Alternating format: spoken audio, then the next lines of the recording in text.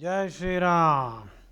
This is a topic on which reading comprehension passages have been found in the GRE, SAT, and GMAT. Manipulation. It's a psychological way of trying to bring somebody under your control. It's a negative word anyway. Minimization, trivialization, that means glossing over, treating something as negligible or small, uh, and actually something that is really terrible or horrible is treated as if it is something very small. Lying, denial, selective inattention, rationalization. That's an interesting word. It's a negative word. Rationalization means trying to justify something irrational, unjustified, immoral, in fact, trying to provide excuses for something that should be punished. Rational is a positive word. Rational means logical. Rationale, that's another inflection. What's the rationale behind your proposition? Rationale means logical basis. Rationality, ratiocinative, ratiocination. These are all inflections which are positive. But rationalization is a negative word. It means trying to justify a criminal act or something immoral or something plainly wrong. Diversion, evasion, avoiding, not answering the question, beating around the bush. Whataboutery is the word. W-H-A, what? A-B-O-U-T-E-R-Y.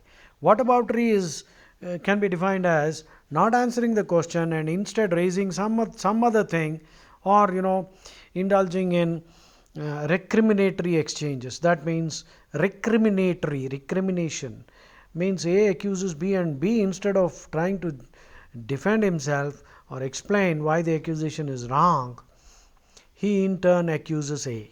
So that is recriminatory. So whataboutery is talking about something else or asking the other person, what about what you have done?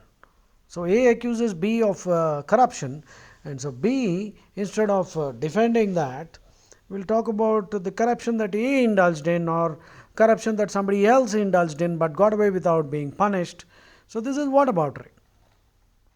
Covert intimidation. Covert means hidden, overt means open. Intimidation means threatening.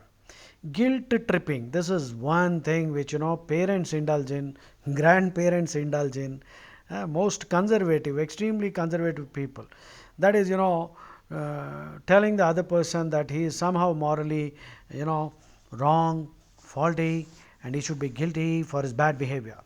One of the biggest lessons from the Mahabharata is never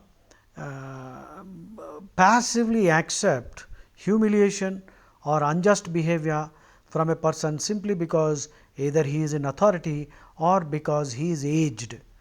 So we should have the courage to question them.